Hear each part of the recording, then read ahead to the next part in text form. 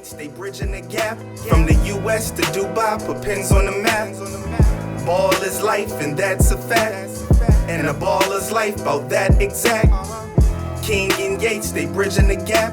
From the US to Dubai, put pins on the map. There's a time to score and a time to assist. Ain't no I in team, let the winning commence. From generation to generation, game don't stop. The new and old school got the game on lock. It's all legendary, it's all necessary. We all been all-stars before February. And after that, King and Yates, after racks. But really trying to get some wins, not just padding stats. Two basketball lovers through happenstance. Built a bond that led to greatness that.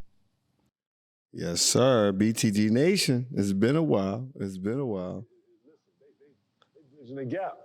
They bridging the gap. They just so disrespectful for you to say something like that. Shout out to Zion. He'll eat the table. I'm quoting. He'll eat the table. Well, thank you guys. Thank you guys. Thank you guys. Thank you guys for being loyal and sticking with us. We've been still getting a little movement on everything, King, even though we haven't been recording lately.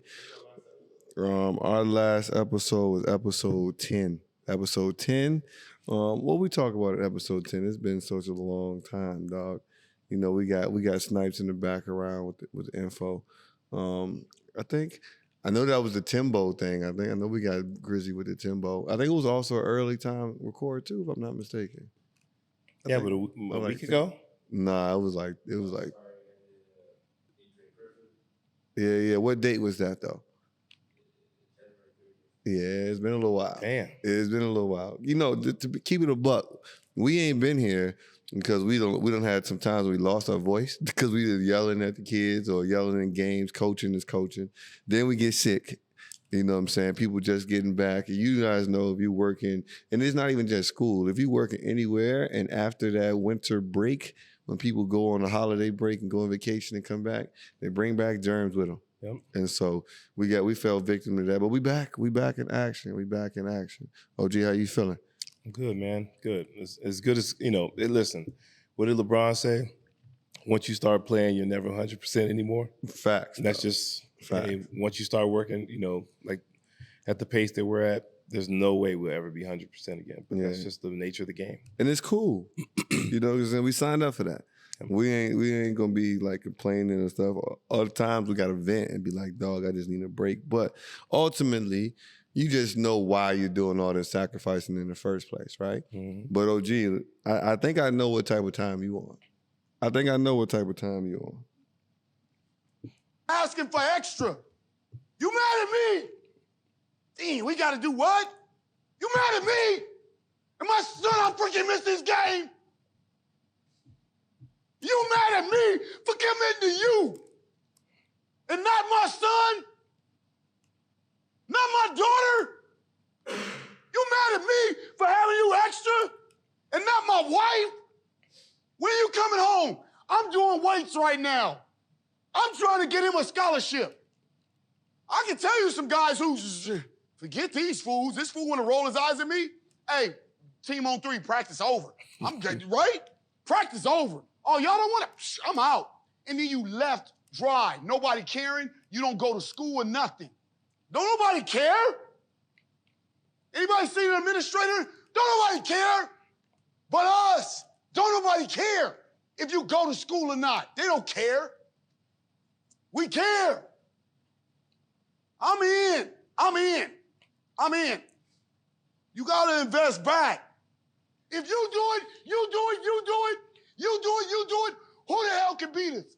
And then everybody eats.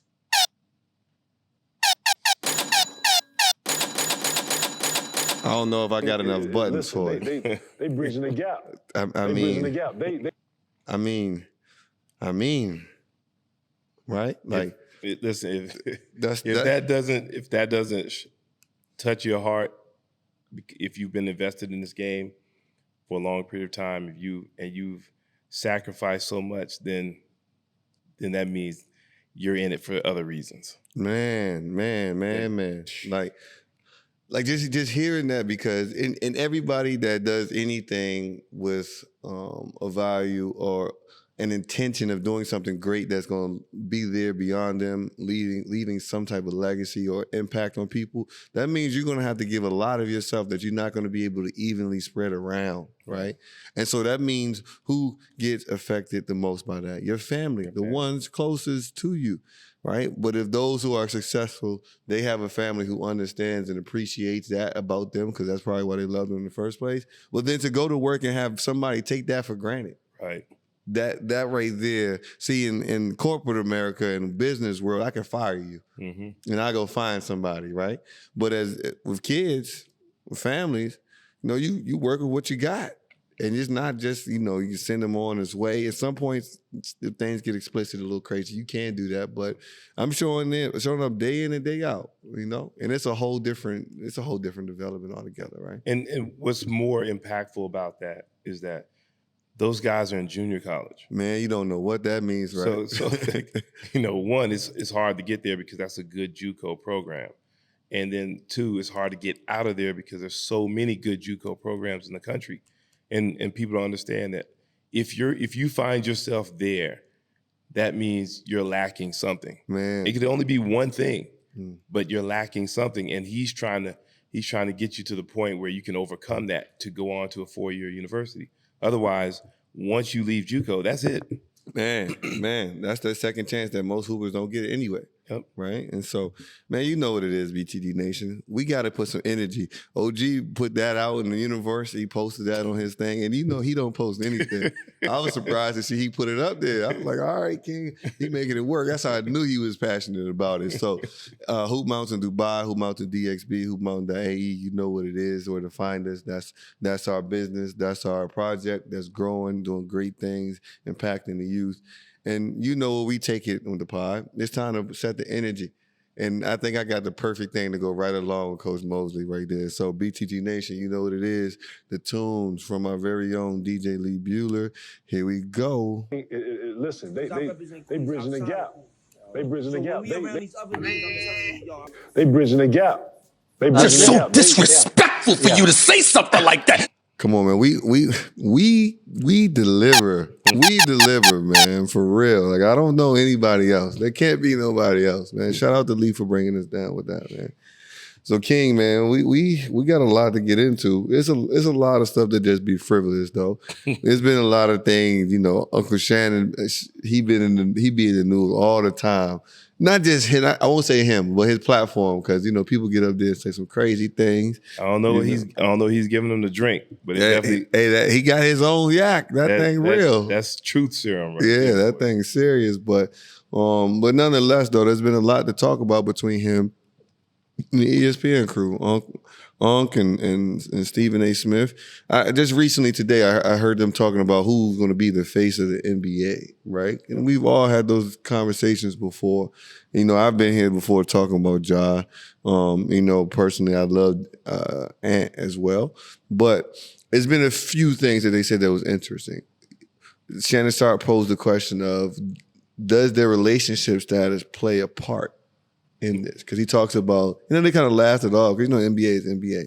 We talked about, hey, if you're a candidate for a presidential election, they try to mock you up to be like, yo, where's your wife? Make sure she's there. Make sure you got a good person here, blah, blah, blah. And if we even look at any of the faces of the NBA, they've always had a pretty much squeaky clean relationship, right? We're talking about Bron. MJ, you didn't hear much about. I don't know, but do that time. Well, see, here's the thing.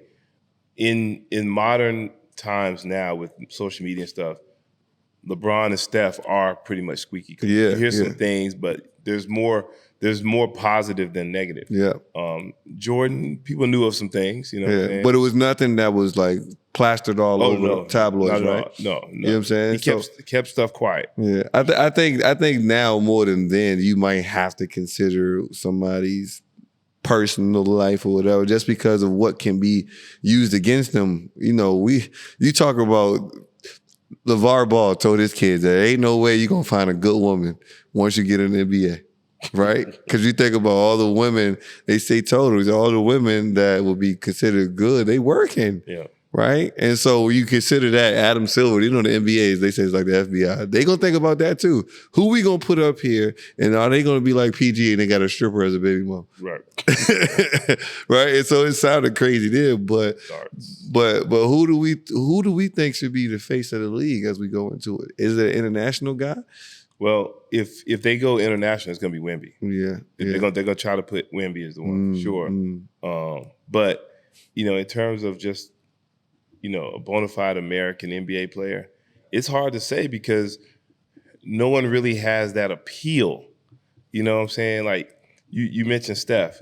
Steph he's something that every kid in America can relate to. Yeah. You know, undersized, you know, looks like just a normal kid, not super athletic.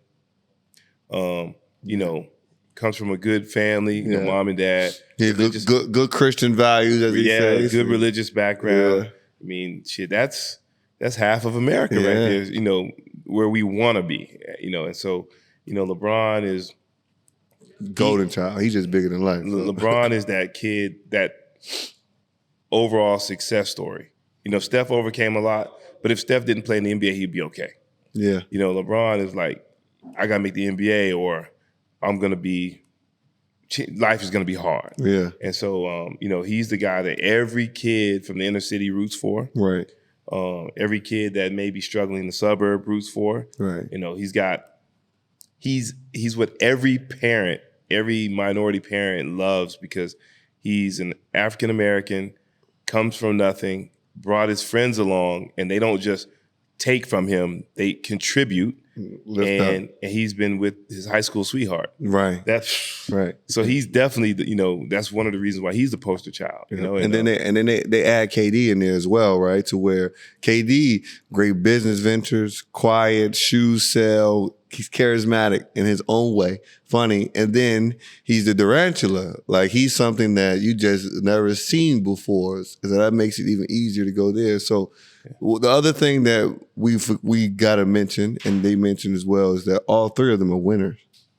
All three of them MVP. All three of them got chips, and a lot of them had the MVP earlier before they got to their space, right? Because you could have made the argument that the next face of the league could have been Derrick Rose, right? Because typically there may be a tier to where there's one face, there's one 1A, there's 1B, 1C, and there's somebody at each spot. Because D Rose, he wasn't charismatic enough then, but he was growing into something to where he was going to have a huge fan base. And he wasn't going to be Kawhi because he was going to embrace it. But, you know, that type of explosiveness as a player that can make him a face. He's going to have a big fan base, but he's not the face of the league, though. I don't care how good you are.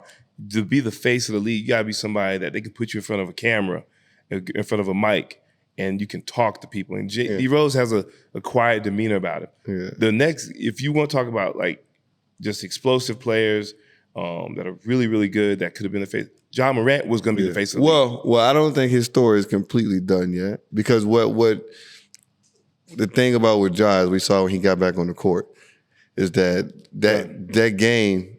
I don't know. I won't write him out completely. I won't write him out. The reason I say it's not because of his game. It's never going to be because of his game. It's because in today's age of social media, it's always going to be prevalent of the stuff that happened. It's always going to be there, and the league is just not going to.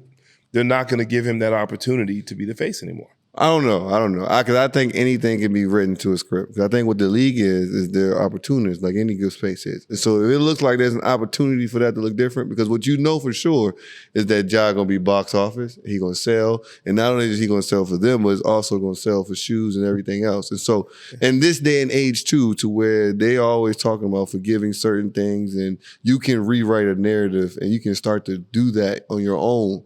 You can do that work on your own. So I don't think it's all the way out for Ja. But it ain't. The league itself is not gonna. They're not gonna. They're gonna let the fans. They're gonna let the public persona dictate what happens. Because the reason I say that, because Kyrie is box office. Yeah. And Kyrie's never gonna be in the space that he could have been in because of the situation that happened, you know, when he made those comments. You know what I'm saying? Yeah. Well, Ja Morant is in that situation. You know who else should have been the face of the league? Zion Williamson. Well, And listen, you think I'm kidding, you may think I'm old school, whatever, but he will never get the chance to be the face. Never. Well, there's two things, right? What I think is different is, and this is something that factors into who we think should be the face of the league. It's like you got to want to be that. Because they talk about that too. Because they ask about, well, Joker don't want to be the face of the league. He tell you, I don't even want to be famous. I just want to play basketball, right? Some guys don't want that space, right? So to be the face, you got to embrace that. The difference between I think right now, which is why I say don't write them off, because you said the number one thing, they're going to allow the fans to pick and dictate how that goes. I don't think Zion really wants that space anyway. And then I know Kyrie don't care about what that is. No. That's what I'm saying was right now with Ja, because he's still young, he got so much he got to carry within that organization that if he go to a certain point with that team, the story just going to be so crazy that it's going to rewrite itself. But I think that he is the difference between how it's going to go. I think that he has the space to still take the next steps. I'm talking about him. I'm not writing him off in that space. I'm talking about what he'll do. So that's what I'm thinking. I'm not questioning his performance. I'm talking about off the court. I'm just saying, and off the court, you can be a juggernaut with endorsements. You can be a juggernaut in terms of public appearances and whatnot. I'm talking about the face of the NBA, the person that they're going to get behind and push. Oh, there's an NBA event going on here. Boom, so-and-so's going. There's an NBA event in Abu Dhabi. Boom, this person's going. I'm just saying, when you talk about the face, think about who's been the face of the league the past 20 years. Name them. Kobe, Mike, Bron, MJ, KD, Steph. Okay, KD not as much. All right, there's tiers. Well, that's what they put. That's what they put on there. The NBA's put on there. No, I'm saying, not so much. I'm saying KD is somebody they tried to put there, but everybody didn't really embrace him as being the face of the league. Everybody talks about, when I say everybody, you got to remember who I'm talking about. I'm talking about in terms of, we talk about corporate America. We talk about the people. If you think about 70% of the season ticket holders, that's basically people that are infused into corporate America, and they don't see the same things. They don't see it the way we may see it as being African Americans coming into the league. King, that's the headline of ESPN. It's the face of the league. I'm talking about numbers and everything. They're saying is those three. And what I'm saying, when I'm talking about tiers, I'm talking about when you think about 20 years from now, everybody's going to say LeBron, then they'll say Steph. People won't really say KD. And the reason I say that is because you just talked about the guys before, right? You said Jordan. Before Jordan, it was who? It was Doc and Bird and Magic. It was Doc first, very first. People need to know that. Doc, then Magic and Bird. Yeah. All right. Then you had Jordan come through. All right. And then it was like he basically dominated the headlines until then. People, they tried to make Shaq. He's funny and charismatic and all that, but he just wasn't the face of the league. Kobe was for a short period of time, and then LeBron for a long time, and now Steph for a short period of time. And in between LeBron and Steph being there, KD fits in there a little bit. But what I'm saying is that in that time, he's never overtaken those two. Well, what I would say is that I don't think, because you said in 20 years that they won't remember or it'll be forgotten. I don't think that'll be the case for KD. Then why I say that is because I had this conversation years ago with a friend of mine about Allen Iverson, right? Allen Iverson, to a lot of people in the U.S., Allen Iverson should have been like pushed for face of the league a little bit, you know what I'm saying? Yeah. But the league would never really get behind him because they were trying to clean up an image. You know what I'm saying? Yeah. He had some stuff on top, but his play was big, larger than life. Yeah. And so with even though he had such popularity, I told a friend of mine, I said, after Allen Iverson retires, unfortunately, people will stop talking about him unless the Sixers do something to bring him back in life. And if you think about it, before the Sixers started doing stuff like bringing him to games and putting him in the spotlight a little more, people who don't know basketball really was like, yo, Allen Iverson wasn't really that good. And everybody was looking at them like, yo, do you realize how tough that man was? You know what I'm saying? It's just, all I'm saying is that you got to think when you think about the social media of today, everybody looks for clicks and all that stuff, right? Most of the people who click on that stuff are people that don't know basketball. Right. And that's all I'm saying. I ain't talking about you. Yeah. Well, Snipes maybe be one of those people because he don't know. You know what I'm saying? I'm not talking about me. I'm talking about the casual fan who just turns on the tube when there's a big game. They don't know anything about the game. They just know there's 2 stars on this team playing against 2 stars on this team. I'm going to turn on the game. They don't really know. KD won't be forgotten though.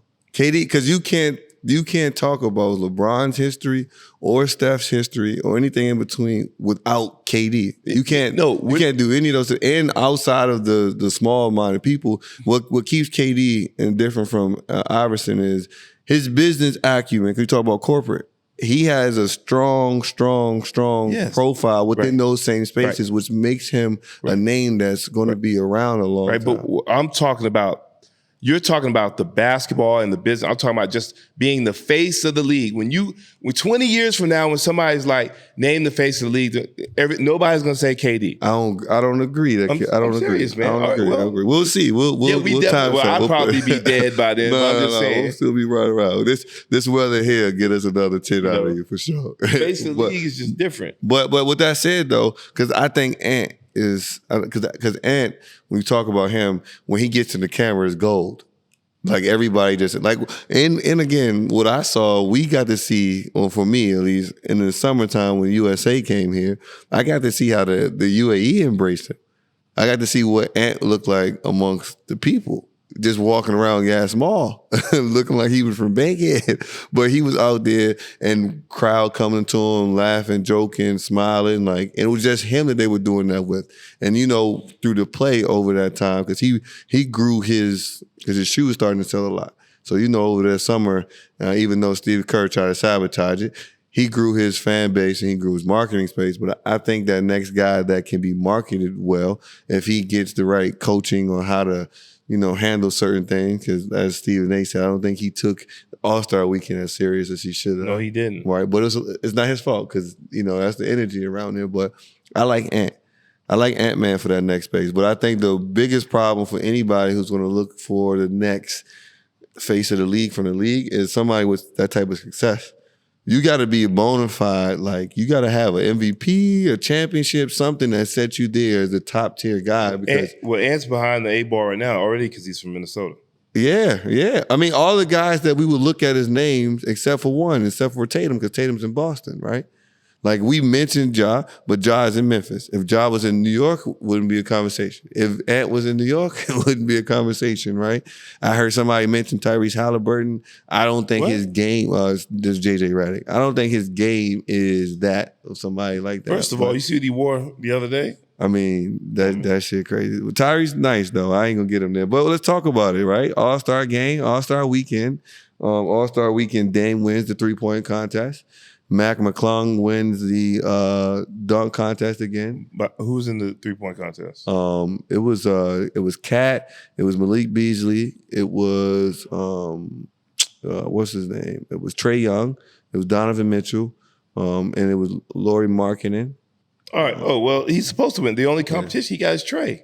Yeah, but no. They all 4 of them. I think it was Donovan Mitchell, it was Trae, it was him, and somebody else all had like a tiebreaker round or some shit like that. Yeah, and Cat. He got there and went crazy though. But then you saw in the game when he was shooting half court joints like free throws. Did you see that?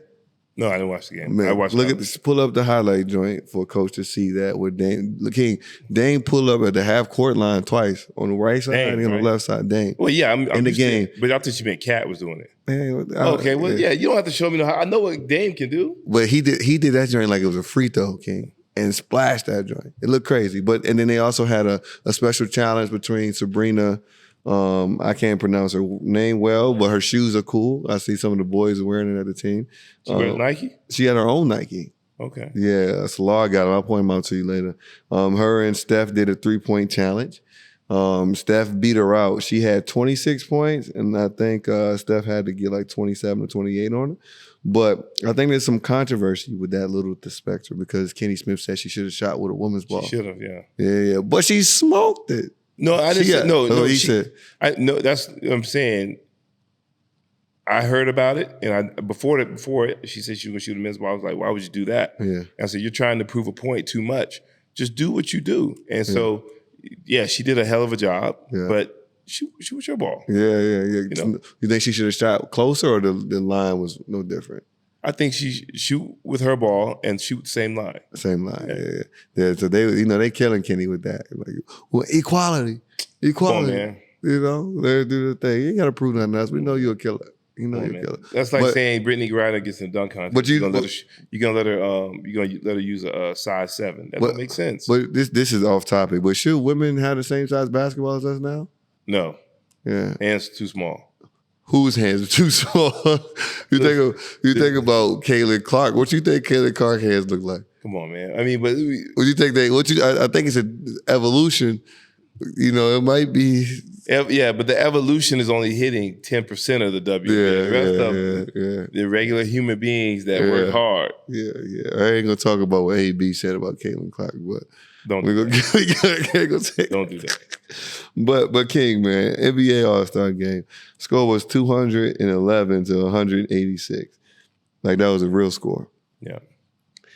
I don't know, man. You know, everybody. This is the thing, right? Joe Dumars said that the NBA players in October they need to play harder. You know, you got people like Ant Young Buck talking about how it's just a break for him. It's not, it's not serious. I'm sorry. Let me make sure I say this in preference too, because people now who aren't historians or they don't really appreciate what the NBA was before, they don't understand the purpose of the All-Star game. And so Jamil Hill is sports columnist, journalist, respected, great mind. So she made sure that she talked to some people on Twitter. It was like, look, I don't know what the answer is for fixing the NBA All-Star game, but there's no real way to make something competitive that ultimately doesn't mean anything anymore. So getting rid of it isn't going to make much sense because it makes money. It draws huge sponsorship and it infuses money into host cities, right? What they don't realize is that the NBA All-Star used to be the space that created superstars. Yep. It used to be the marketing ploy. You used to come there to see all of the greats play against each other, so that way you can see who separates himself, and it's also a platform for the game to grow. Now, everybody has that on their own because of social media. And so what the other greats used to do was just take pride in saying, yo, you're not better than me. Yes. It's mano y mano right here. Yes. And so that's what's not there. And so what do you think that future is like with the NBA and the All-Star game? Somebody like Jamil Hill doesn't really have an answer. Some of the other long-time sports writers and some of the former players don't really have an answer. I definitely don't have one, because they have more experience with it than me. But just from, a fan's perspective, and playing and coaching on a much, much, much, much lower level, it's gonna probably get worse unless the NBA steps in and makes it mandatory that guys show up to play, and there's some type of other incentive involved because, Ant said it was a break for him, which he's right. It's a break in the season.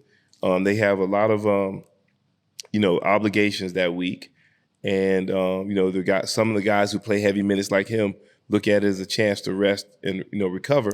But the other side of it is you're coming together to show who is the best of the best. Yeah. You're not supposed to play hard. You're not supposed to play 110%, all 48 minutes, but you're supposed to, give 60, 70% here, first quarter, second quarter, third quarter, keep it close. Mm-hmm. And then the fourth quarter, you go all out, and you give a show for the fans and for the league. And like you said, everybody has their own platform now in terms of social media. But guess what? If you come out there and you show who's the best shooting guard, the best small forward, or best player overall, that does help you. That still helps your brand. Yeah. You know what I'm saying? But do you care as much when you have generational money already? Yeah. You see what I'm saying? Like now you're like, well, it can only help me incrementally in terms of like boosting my stock. I already got 100 million. So like, I show up and I do just enough so I won't get fined. Just like beast mode. I'm going to show up. So, and then that's where I think we got to get something to Because ultimately, the goal for Adam Silver, for his legacy, is to increase the bandwidth, increase the reach of the NBA globally, right? And we know that to do that, you're competing with football, which is soccer, right? Soccer gets paid a lot of money. Those soccer players get paid a lot of money. But you never hear anything about them compromising the competition in the game. Nowhere. Like, they always play hard. Maybe that's because they're going to get some death threats after the game. I don't know. Could be. Right. But they get paid and they still have the same type of integrity and they have the same type of love for the sport. And what we're doing too much now is allowing people to say that, hey, I get paid so much money, I don't care about this as much.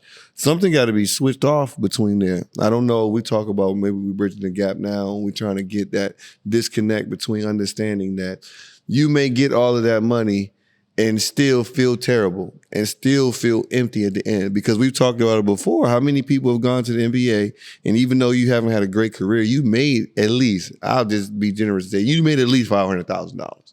Oh, right? oh, So that's at least, right? Because I won't oversell. You made at least 500,000, maybe on the high end. Some of you made 40 mil, but didn't last that long, right?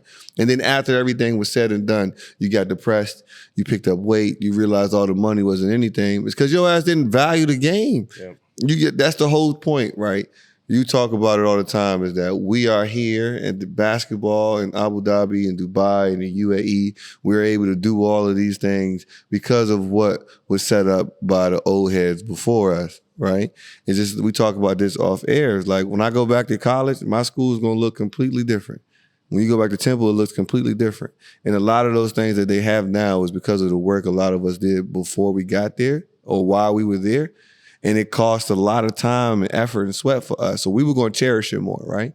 They may not anymore because it's just handed to them. Yep. But they don't understand what that's going to do for the people after them. Like, why are you not playing hard? Yeah. Like, so, you know, we always say that they may not play as hard because they have the money already. Mm-hmm. For me, that's more reason to play hard because now, if you've already made generational money, so now you, and trust me, with you having those contracts, if you get hurt, you're still going to get paid anyway. So that's even more reason to give you confidence to go out and play hard. Yeah. Because now you're like, okay, he makes a lot of money, I make a lot of money, but let's see who's the best. Yeah. And that's just being a competitor, man. And that starts young, right? Like, we talk about culture. We talked about culture like maybe like 2 weeks ago, right? To where we were talking about some people just don't understand that winning or just creating winning habits is part of a culture that you're in. You just wake up and it's like, this is just what is expected of you. Some people didn't realize that until they left the tutelage of you or they left the tutelage of Coach Thomas and went to other places and realized like, oh, I see why you don't win. Yep. I see why you don't do things. If you don't have somebody at your grassroots level or somebody in college teaching you and letting you know what this game is really about, you're going to get there and get to where the NBA is now, to where you got a lot of young people that you got to pay because you got to keep bringing new talent in every year. You don't have no choice. So somebody got to get that money, right? Yeah. But now you get invested in the people who don't really cherish and are not taking your product to the next level. Mm-hmm. So now what, right? So now you got an international issue. Because you're going to have more people coming in from outside, coming in and taking over and just being better prepared, right? So I got this comment here for you, King. Well, before I get into that, before I get into the comment, I got a segue for you. And I've played this on prior seasons, but it fits again. And, you know, I don't hesitate to get a Kobe moment onto anything, right? So. Basketball. It drives me and Phil crazy. Players now play accidental basketball. It drives me and Phil crazy because it's all penetrating pitch. You may make the shot, you may not. You have no idea who's going to be open or whatever. It's accidental basketball. We play basketball with purpose. If I got the ball, if Derek Fisher's on the wing, I'm at the top. I know by scouting reports that you guys like to deny the top. All right, cool. Deny the top. I'll move up a little bit more, drag you out. Here comes Ori stepping in the hole. Catch it. Here I go back door. There's the drop. Off I go. Yeah. Right. So it's playing those sequences and understanding what the defense is going to do against it that made them dangerous. That's why Chicago was so dangerous, because they knew how Utah was going to play. Right. So now from there, right, Where do we go? Okay. Adam Silver, because over All-Star break, he was asked about a few things, the future of youth basketball, grassroots, and other things. So he says, I'm not sure what the future of Team Ignite will be, because before there was a hole in the marketplace that we thought we were filling before doing that. And now my focus is turning to earlier development of these players.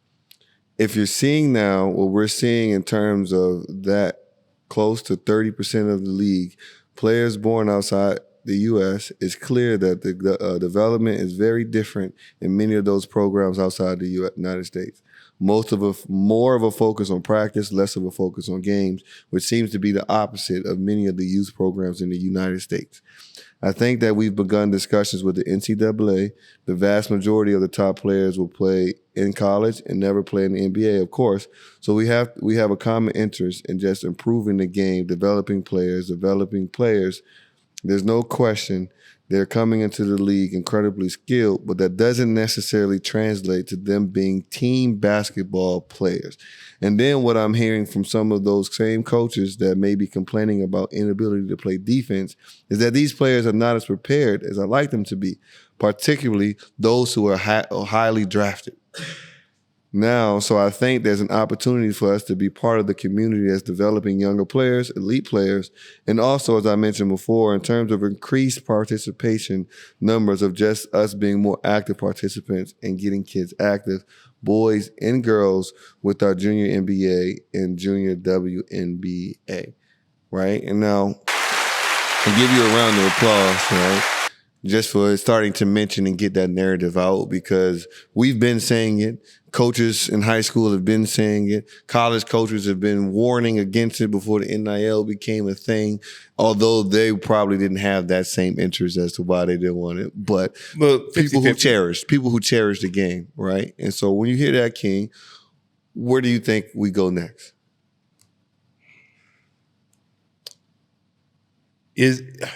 Adam Silver's starting to address it, but are they going to put the money and resources behind it to revamp the whole grassroots program in the U.S.? That's the question, and it's going to be expensive. It's going to be it's got to be very intensive, because there's so many programs.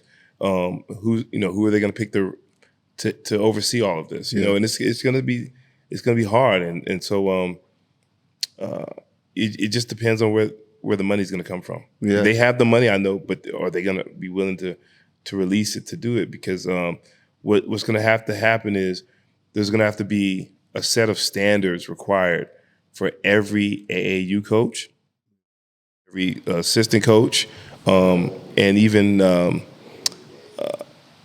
I say for most high school coaches anyway, you got to have a certain standard anyway, because we take 4 or 5 tests every year just to qualify to be a high school coach, right. And for them to tell you that you can only interact with your kids, 3 times a week. But it's got to be something where they start as soon as possible, and start training the coaches in terms of how to teach the kids how to play the game. Yeah. And not just one-on-one stuff. Yeah. And even with this program, it probably needs to be a certain amount of trainers available as well. Yeah. To help train the trainers, or be at least accessible for the players, because that's where it all starts. Because everybody, they see, oh, this kid got a scholarship. What was he doing? Oh, he was training with this guy 4 days a week. Yeah. Okay, but that might work for that one kid, but for the other 9 kids out of 10. You need to be, of course, you need to train and get your skills better, but you also need to know how to be a team player, because everybody's not going to be the guy that you have the ball in your hands, 12 seconds out of a 24-second shot clock. Yeah, see, where I think the first immediate change, because I think it could be quick, is this gameplay, the actual gameplay. Everything should be 4 quarters. Yep. Everybody should have a shot clock. Yep. Everybody should play generally the same style as the NBA. Well, minus the defense of 3 seconds. Like you just reduce it based on what fits the grassroots, right? But the skeleton, the bare bones of it, shot clock, 4 quarters, certain timeouts, like certain places you can take the ball in, and then as it grows to be more athletic, shot clock goes from 30 seconds to 24. Yeah. But like universally, we should have the same style of basketball gameplay everywhere. A lot of states do have shot clocks now, and some of them are just getting it because it's finances. Yeah, you know, because not only do you have to pay for the shot clock, you have to have somebody to run it, of course. But I wouldn't even say to play the same way they play in the NBA. The reason I say that is because the NBA style of play, every so I say 6-7 years, it trends towards the teams that's winning. Yeah. Well, no, I'm not talking about like concepts and play. I'm talking about structure. And so like just the rules, like typical, like when like right now, if you play college basketball, you're playing 2 halves, right? And high school, we don't even do that, right? NBA don't do that. If you play FIBA, you don't do that. But I'm talking about just the structure in which we play. Like understanding how we could, the timeout situations and all that, like have those things be clear across, because that changes the way that we play, changes the way we prepare for games. It changes people's in-game IQ too, because it's something that's totally different. And so from there, and I think they have the money to insert into the grassroots levels of high schools to help all those things. And, we know a few things to know that they are going to shift. We've, heard some things, some rumblings that they are going to shift their focus from international to grassroots. But I think that's the one thing that they can do immediately and help with, like, hey, USA basketball, make sure that if everybody is playing, that we all have people understanding how to play under these type of circumstances, boom, boom, boom, boom, boom. As far as the style of play, that's up to coaches, right? For the women's basketball, are they still 2 halves? They're 4 quarters. They've been 4 quarters since I was in college. Right. That's what I was thinking. Yeah, it's only men's basketball that's not, right? And so with that is if you look at history, right? There's been guys that have come that have gone to the NBA from the 2 20-minute halves, and they've been okay. Yeah. But the difference is the coaching style and then what they had before. Yeah. And and they were in school for 3 years at least. Yeah. And let's keep it a buck. They probably watch the NBA every damn night. True. Like, you know what I'm saying? They just watch the game on top of that too. And so we know that we're pretty much stepping backwards. Yeah. Because we got to go back and start all the way over. Then we got to really start from the very beginning, 4 quarters. How do you manage a game with a 4-quarter situation? Like 2 for 1. Yeah, we definitely. All those different type things. But before that, I always say that, the grassroots, man, start implementing, nationwide rules, man. Like, there shouldn't be, 10U, 12U playing zone. Yeah. You should be playing man to man so you can actually learn how to play. Yeah. You know what I'm saying? Which requires you to teach. Yeah. So. You know what I'm saying? So, but yeah, I'm excited to see that. We'll be keeping an eye on that because that directly affects us. Because if you do a good job of that, that means we get a higher inclination of people who want to come and play. Yeah. And so we love that. And so NBA news, Spencer Dinwiddie to the Lakers. He got bought out there. And then, he played his first game with us in Utah. We won. King, you're a Dinwiddie guy. You're a Dinwiddie fan. You appreciate his game. Talk about what type of addition that's going to be for the Lake Show. High IQ. Yes. Defensive minded. Versatile. Yep. Good size, and put icing on the cake. He can get a bucket. Mm-hmm. I mean, those 5 things. I mean, it doesn't get any better than that in terms of a late season pickup. Yeah, and I already know that we're gonna have a small ball lineup of AR, D-Lo, Dinwiddie, Braun, and AD. And people forget D-Lo is 6'5". You know what I'm saying? So that's a big guard. He just don't play defense like that. But I like where we go with that.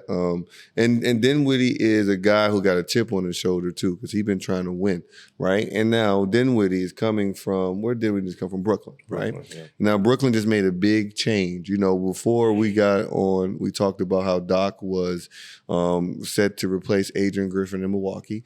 But just as before we started to record today, we found out Jacques Vaughn got fired after signing an extension, right? And so Here is, I got a little breakdown for you because if I say it don't sound as funny, you know what I'm saying?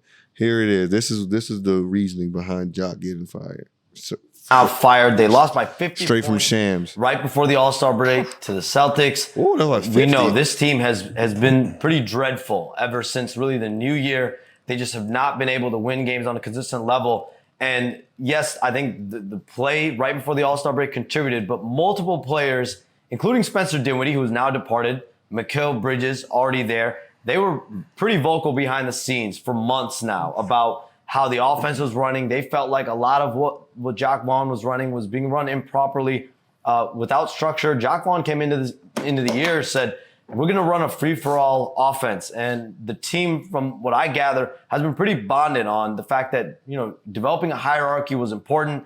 And when they went into the training camp, a lot of their offense was built around Ben Simmons and him playing at the one and him playing at a high level for them. But throughout the season, he has been unavailable. And so this is now the third coach under Sean Marks since 20. You heard that laugh?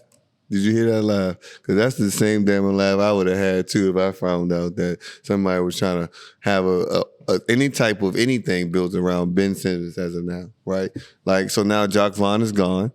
And when you look at Dinwiddie, and people were saying, look like Dinwiddie is protesting it in Brooklyn. Now it makes sense, right? And now Kevin Ollie is in as the interim head coach. So now for all of us, it just looks egregious and crazy as to why you would even think you would need to build the offense around Ben Simmons. Just knowing, well, we're just looking at basketball-wise. But you said something to me and you made me realize that, maybe, yeah. Yeah, Jacque Vaughn's going to get a lot of the fire for this. But who's to say that he wasn't taking orders from upper management? And that's what the casual fan doesn't understand sometimes. A lot of times these first time or even second time head coaches, they don't come in to have complete control. So the guy said Sean Marks has had 3 coaches, right? Well, it's funny that coaches come and go, but his ass hasn't been fired. You know what I'm saying? So either it's coming from, upper management saying, hey, we're trying to build Ben's image back because we know he's he was once a really good player in Philly. And he's not a scorer, but he is a facilitator. So I could see them saying, on paper, like, man, if he's facilitating and the other guys are, hitting shots and he's finding them and whatnot, and we're swinging the ball around, that could be really good. But Jacque Vaughn could be saying, hey, this guy hasn't been available. This guy's not a team player. This guy may not even have the love for the game anymore. But how is he going to override management? And listen, what they always say, you better play your money. Yeah. You gotta play your money. There's a lot of money there. And Ben Simmons is making a lot of money. Yeah. And so Ben Simmons got a mixtape with vacations. Every time you look at Ben Simmons' page, he out somewhere. I literally just saw him eating lunch under a waterfall somewhere, like just laughing. So everybody, now the narrative would be painted that Jacque Vaughn is crazy. He doesn't know how to coach, but you gave him an extension for a reason. Yep. That means you saw him doing, pretty good with the team. But, look at the roster from top to bottom. Look at the guys that make all the money and the guys that you have to play because they make all the money. And then, ask yourself then, is Jacque Vaughn completely at fault here? Right. And then here we go, right? But it's an age-old story, right? We talk about, I heard some stories about NBA coaches of the past. Everybody, those of you that don't know, there's an infamous story about PJ Carlesimo getting choked out by Sprewell. And then, it's now that, shout out to Melo. Melo has his 7 p.m. in Brooklyn podcast. And from there, you kind of hear the real background between his relationship with him and George Karl. And PJ Carlesimo, when I heard Brian Shaw talk about what happened between him and Sprewell, it was like he said that when he went to choke Carlesimo, the team didn't go break it up immediately. Yep. Because of the way he had been talking to Spree the entire season, he pretty much kind of deserved it, right? And so he was like, the team went into the back and the management asked, what did you think was a good punishment for him? The team was like 10 games, fined him, boom, boom, boom, was all good. Everybody agreed. And then they come out and then the next day, by the time they leave the arena, somebody had leaked it to the press. So they had to, suspend him for the whole entire season. So that changes his whole space, right? And so he said that, Brian Shaw said that his teammates, it was like 9 of them, went to the press conference and stood behind Spreewell in solidarity because they did him wrong, right? Like he knew he had to be, dealt with or whatever, but they figured it would be behind closed doors. He said that everybody that stood behind him in that video either got cut or got traded within that week, right? So that shows you the power of, because back then coaches had just as big names as players, right? Yep. PJ Carlesimo was a big name. And then you go into George Karl, who, it's probably like 10 years later, right? But he's still another big name guy. He goes to Denver, and you get an early J.R. Smith, early Kenyon Martin, or Chauncey, and Melo, right? And he comes in, and Melo says the first day that he meets George Karl tells him he thinks he's overrated and that he's more of a deadlift shrimp player. I don't care what you social media people think or what you are try to carry on with this narrative, but don't do that to Melo. That is insane. And like Melo said, I like Shrimp. Shrimp can go. Shrimp was Shrimp for go. He was a dog. Yeah.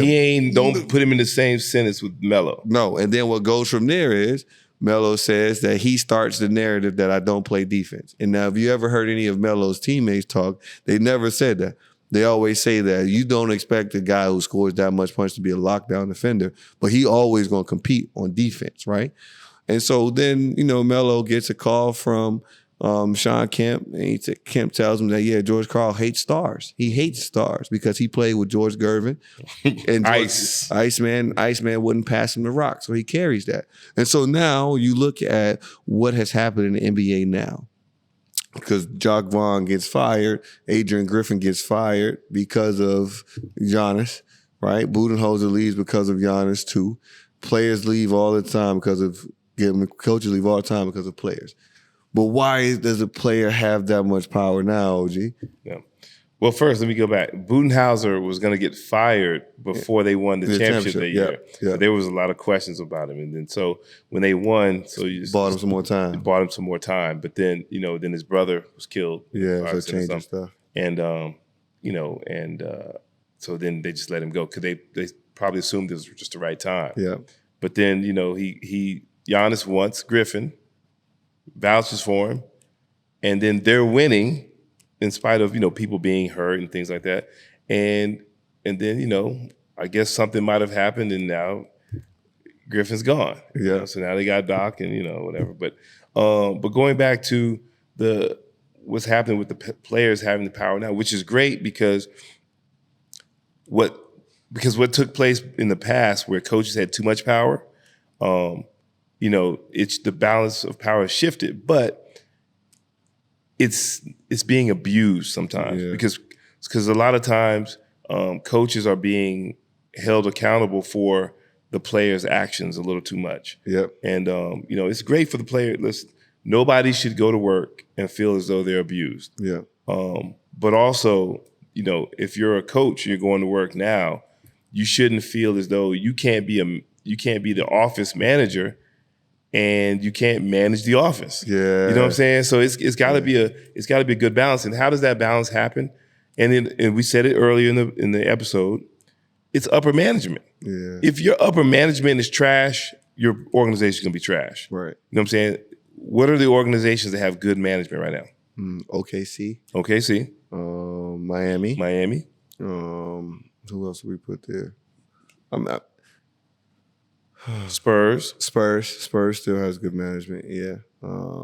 Golden State, Boston. And so guess what? They're consistent every year. Yeah. But some of the other ones, Washington. The Wizards, Charlotte. So a player just recently said, I was trying my best not to go to Washington because if I went there, I knew it was going to be over. There's a few people that have said that. You know what I'm saying? I heard somebody say, I heard Jordan Crawford say that. And Washington should be a top 7 or 8 destination for NBA players. Yeah, we talked about that several times, right? Like, but to stay on the topic of the That's what happens when you talk about guys. Like, we have those debates when they talk about players now way more skilled, blah, blah, blah, blah, blah, blah. But they don't know the type of handcuffs coaches then had on players. Yeah. What would Kenny Anderson have been like? What would Harold Miner have really been like? What would Rod Strickland have been like? And then you can name a bunch of names of people who were just handcuffed by coaches at that time. Yeah. Coaches could derail your career with one comment.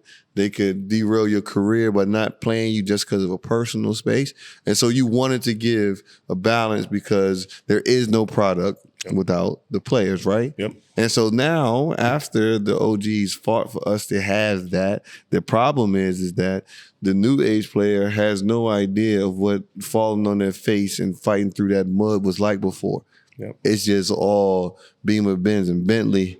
You know what I'm saying? Like big bottles. And so now what's going to happen next is the problem is, the effect of that is we don't have as good basketball because coaches aren't allowed to coach. Yep. Coaches aren't allowed to take you to another level, right? Kobe did need Phil. MJ did need Phil, right? Like coaches did need, so-and-so needed Lenny Wilkins. They needed Hubie Brown. They needed so-and-so in that space. And they gave them that space because you need a balance of coach and player. You need that. Because it's two different spaces. You know, you mentioned Kobe and Jordan, right? Those, they needed Phil. Phil needed them. Mm-hmm. But there are also exceptions. And the reason why I say they're exceptions, because you know what? Those MFs played hard every night. Yeah. You see what I'm saying? Like they were true professionals. Yeah. We got guys now that are super talented, right? But they don't play as hard. And so you put that in addition to having 2 or 3 different coaches in a span of 5 years, yep. you're going to get the product that we're seeing right now. Yep. You know what I'm saying? And to add to that too, if you didn't play hard, was Hubie Brown going to challenge you? Yes, he's going to. Because he's going to have the support from upstairs, right? Was Lenny Wilkins going to challenge you? Was who else? Some of those great coaches from that time.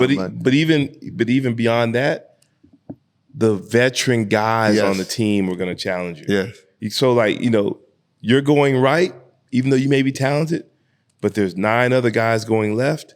You got to come on, man. Yeah. You know, and it's not them telling you what to do and they're trying to control your life. They're trying to win. Yeah. And what's that word, coach? Culture. Culture, man. The entire culture was set in space. Culture. And so right now it needs to be another balance of weight right there, right? The referees need to figure out where they need to be at because they wilding still too. You know why they're wilding. It's a lot of stuff going on with them. But you can only curse a man out so many times, and he's making in a year what you make in a month. Mm-hmm. Yeah. But like you said, though, it's a balance of everywhere. Like some people have too much of a voice, right?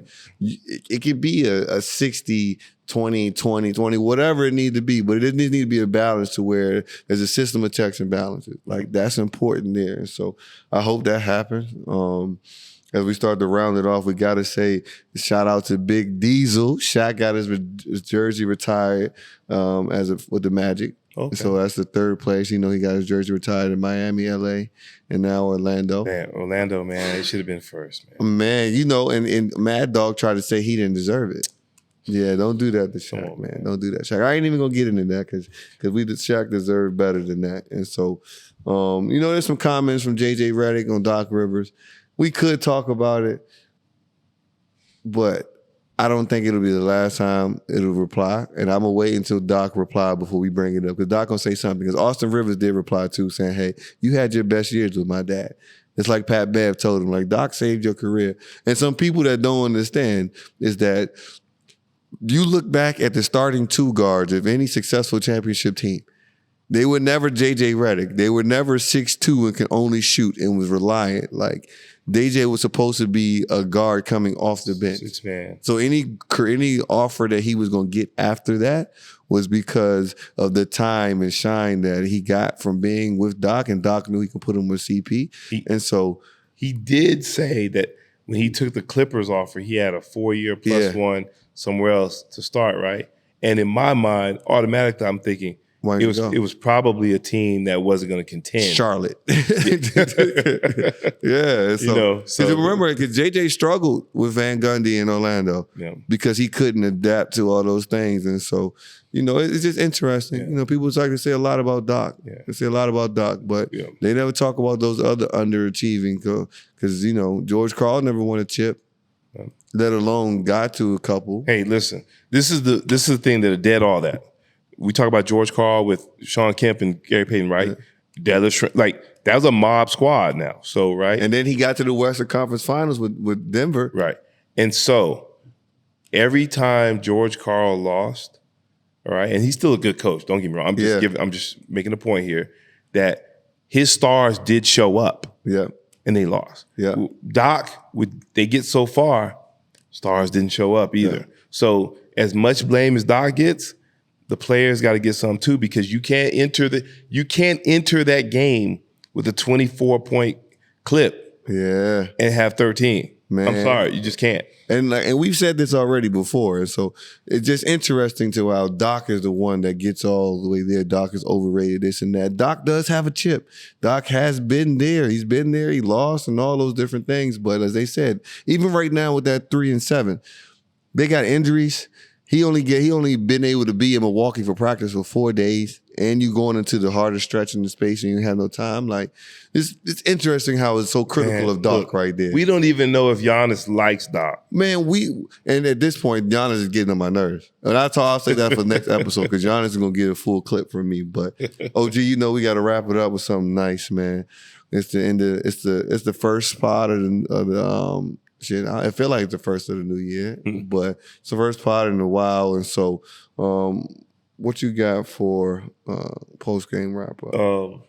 This is based on an old clip that I saw, maybe 5 or 6 years ago, and it was with Brian Scalabrine. He's an older player that played with the Spurs, and he was a good guy coming off the bench, not athletic, not super fast.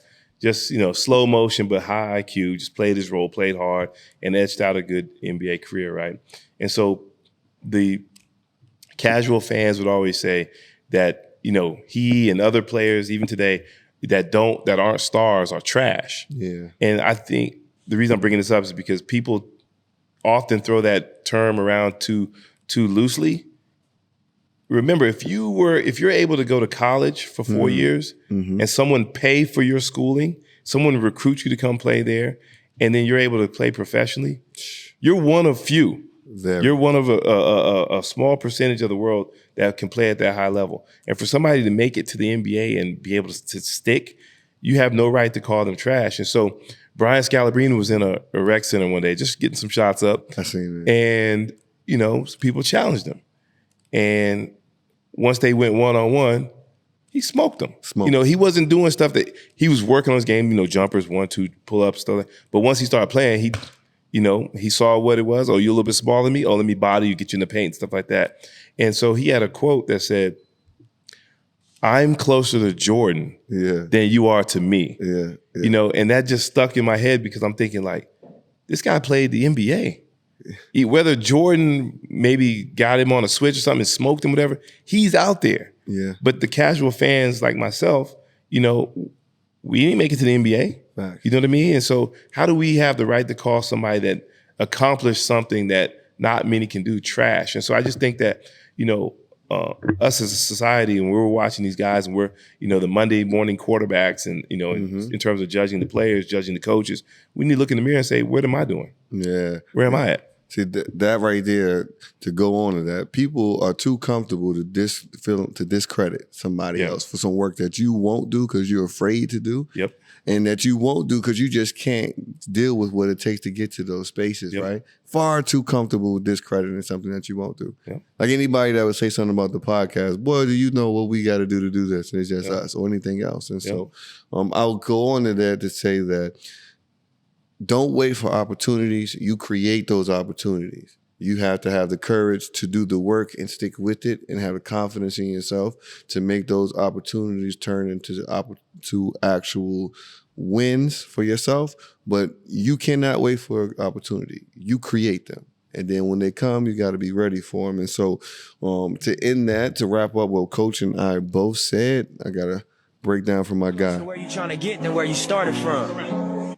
You closer to where you trying to get than where you started from. So you got to keep going. And that's the point. If you stay down, you'll reach that point. You'll look up and be like, shit, it's closer to get to where I'm trying to get than to stop and turn around. So, just stay at it. That's it. BTG Nation, you know what it is. With episode 11, season 4. Make sure you guys like, subscribe, comment everywhere for Bridgin the Gap podcast. Hoop Mountain Dubai, Hoop Mountain DXB, Hoop Mountain.AE. Check in, lock in. We're changing things.